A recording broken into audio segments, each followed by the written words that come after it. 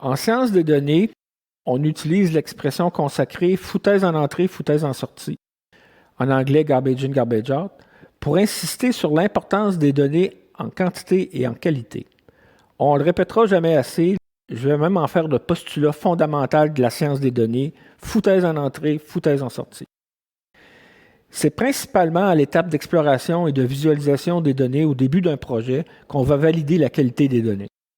On découvre les formats, les valeurs minimales, maximales, le bruit, les anomalies, les données aberrantes. En anglais, on dit des outliers.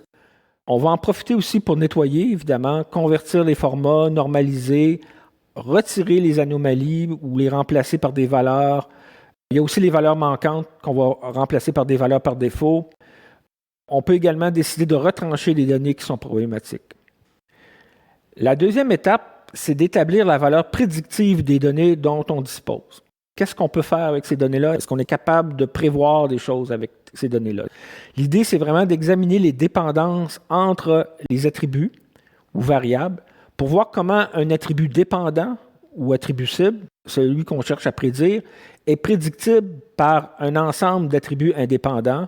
Par exemple, on va vouloir établir la dépendance entre le volume d'un réservoir, ça c'est notre attribut dépendant, et ses dimensions, qui sont la longueur, la hauteur et la largeur. 3 quantités indépendantes. Cette étape-là s'assimile évidemment à l'émission d'une hypothèse. On va faire l'hypothèse que, par exemple, le volume, c'est le produit de la longueur par la hauteur par la largeur, et on va vérifier ça. Il se peut également qu'un attribut cible dépende d'attributs externes qui n'ont pas été décrits par les attributs qu'on a observés, dont on a des données, auquel cas on ne peut pas faire de prédiction correcte. Enfin, il y a des cas de bruit et d'erreurs irréductibles qui affectent toutes les mesures. À chaque fois qu'on prend une mesure avec un instrument de mesure, il y a du bruit, et il se peut qu'il y ait un bruit qui fasse tellement fort qu'on ne peut pas vraiment se fier aux mesures. Il est donc inutile de chercher à prévoir le moment de la récolte en se basant sur des résultats sportifs au hockey, ou encore de prédire un phénomène parfaitement aléatoire comme le numéro gagnant à la loterie.